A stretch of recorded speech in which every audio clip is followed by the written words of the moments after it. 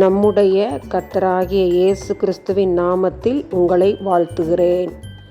இன்று ஆண்டவர் நமக்கு தரும் அற்புத வார்த்தை ஆதியாகமம் 12:2.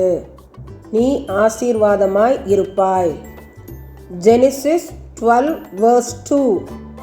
You shall be a blessing.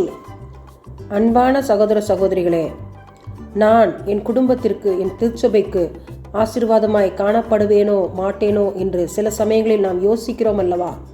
அப்படி நாம் யோசிக்க தேவையில்லை. நீ ஆசீர்வாதமாக இருப்பாய் என்று இன்று அவர் நமக்கு வாக்கு கொடுக்கிறார். அவருடைய வசனத்தை விசுவாசித்து அறிக்கையிடுவோம், பெற்றுக்கொள்வோம். ஆமன். அன்பின் பரலோக பிதாவே, தர்மையான ஜெப நேரத்திலே எங்களை தாழ்த்துகிறோம்.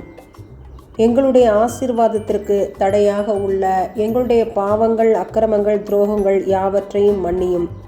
எங்களுடைய முன்னோர்கள், பெற்றோர்கள் இவர்களின் பாவங்கள், சாபங்கள் எங்களுடைய ஆசீர்வாதத்துக்கு தடையாயிராதபடி கிருபையாய் நீர் எங்களை மன்னித்து ஏற்றுக்கொள்ள வேண்டுமாய் உம்முடைய பாதத்திலே நாங்கள் அறிக்கையிட்டு செபிக்கிறோம்.